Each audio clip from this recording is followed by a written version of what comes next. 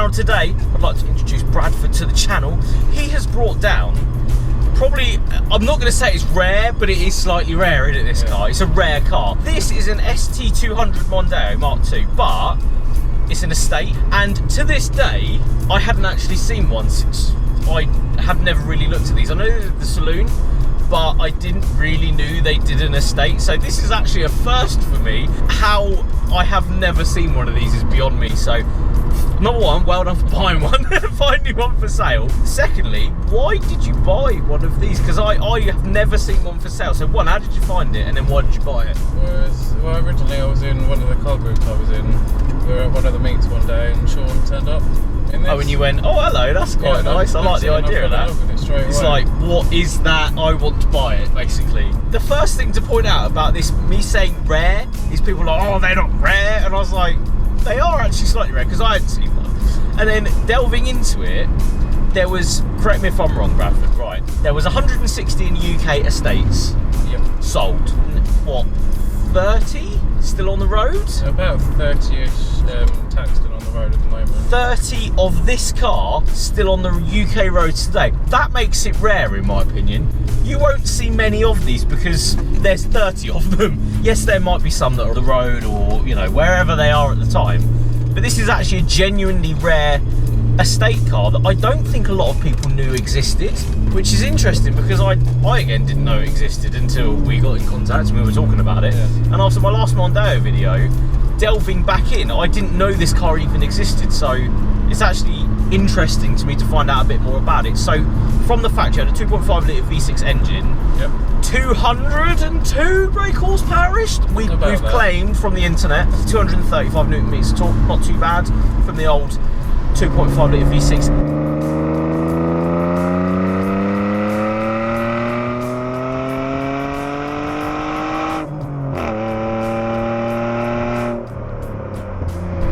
Just clarified that these do 26 to 28 mpg, which actually for an old V6 isn't actually too bad. It says it right here, 26.9 mpg, which is really good going. For an old school V6, that's quite a good bit of power and quite a good mpg figure. Considering at the time when this car probably came out, I don't think a lot of other cars were really getting that sort of mpg with this size engine and this size car.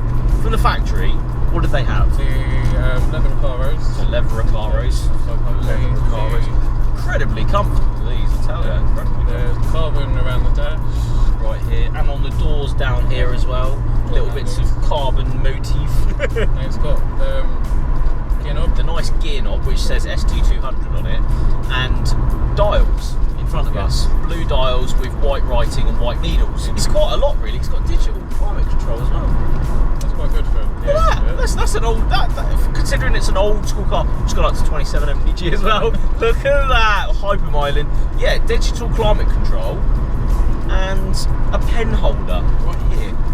That's a Mark II Mondeo right there, mate. Is it a coin holder? Like nice little armrest. The thing to really talk about in this video though is that one, I didn't know this car existed. And I know, I can't believe you didn't know this car existed, but it's actually then quite cool because I think, and correct me if I'm wrong below in the comments because I'm sure someone will, this was probably one of the first real, I'm not gonna say hot estate, but like it was a hot estate at the end of the day. Just, I don't think many people really knew they existed, so they didn't buy them, and it wasn't really something that people wanted at the time. No, that meant that, you know, the Focus estate, the Focus ST estate and all that now exists. This was sort of the start, just I don't think anybody really noticed it.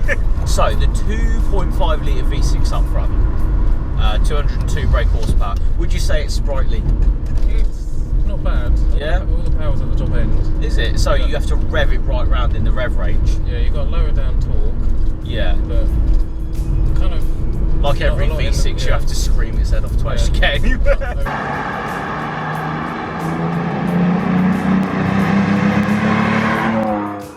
But it is a 5-speed manual, and like the previous Mondeo video I did, it's a manual hot estate car which not a lot of people knew existed, and a lot of people want autos, all this sort of stuff these days, but Ford had actually already made a hot estate that was manual, and that's quite a feat of engineering that no one really knows about, which is a bit of a shame. So guys, let's have a quick look round this Mondeo ST200 estate. Sorry about the weather, it will not stop raining today. So, I'm going to pick out a few things that I really like about this Cupra splitter, because I used to have one on my old car. The Imperial Blue is very nice even when it's wet. Diamond cross sticker on the front, what a lad. These are aftermarket, been changed at some point into black with the little running light there, canards down the side. These old school wheels, which I really like, lowered a little bit, front and backs, what is it, 60/40? Sits really nicely, must say. I like this Touring ST. That's what they should have called the new ones, in my opinion. Really like that. We'll just take a quick look on the inside. We have the dials up there with the blue back. Recaros with this gel badging there. Coming around the back, aftermarket exhaust at the back, which I quite like the look of at the back. Coming out of this sort of rear valance. Tow bar just in case, ST200 badging there. Sports technology, Mondeo badge over there as well. It's quite a cool looking car, considering you don't see many of them on the road. I quite like it. Something very different coming to the channel. Something that I've never seen before, you guys may have never seen before as well. Ford didn't make too many of these in the UK, but cool looking estate. But what we're going to do is, we're going to get back on the road and hopefully it stops raining. Modifications. You have a little list just to refresh our minds, because we're getting overtaken by a Skoda.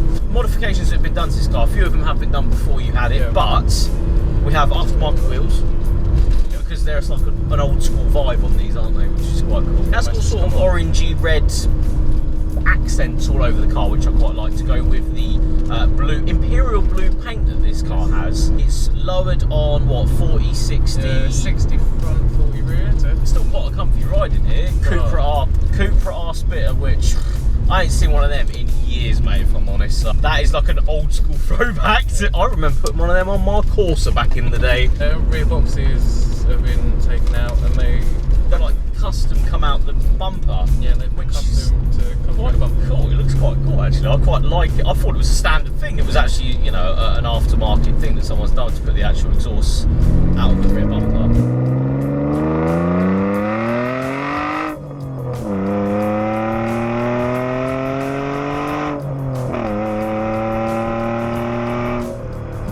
So if I was going to buy one of these, what would you say to me would be the things to look for? Because obviously there isn't too many of these for sale, in my opinion. I haven't really seen many of them. No, the estates don't normally come up for sale that often. The hatchbacks come up. There's normally one on eBay at least once a week. Really? Oh, really? Yeah. But the estates don't. So no, if you wanted a bit of exclusivity, you would go for the estate, yeah, just to have something a little bit different. The thing is rust. Rust. Like every other Ford. Yeah. Because of the plastic side skirts that they put on it. Oh, yeah. Rust starts rusting in the seal, and then up to the arch. That's a bit of a shame, but it happens. It's a Ford. Right, second gear. Oh, it does like to rev though. You have to rev it right round to actually get power out of it, like every other V6 I've ever driven. Quick for what it is. Yeah, I mean, like, this is the first generation of this style of car, so that was quite fast back in the day, like in the 2000s. 200 plus brake horsepower in a estate car was a lot of power. It is just nice to jump in a car, now it's absolutely chucking down, that is V6 front engine, front wheel drive, big, with a manual box. And that's the sensation I got from the last one there, was that variety of things, like a V6 big car with a manual box, doesn't exist anywhere else but in Mondeo land. Yes, there's other cars that do it, but not like this. It's quite unique in that way, that recipe doesn't exist anywhere else.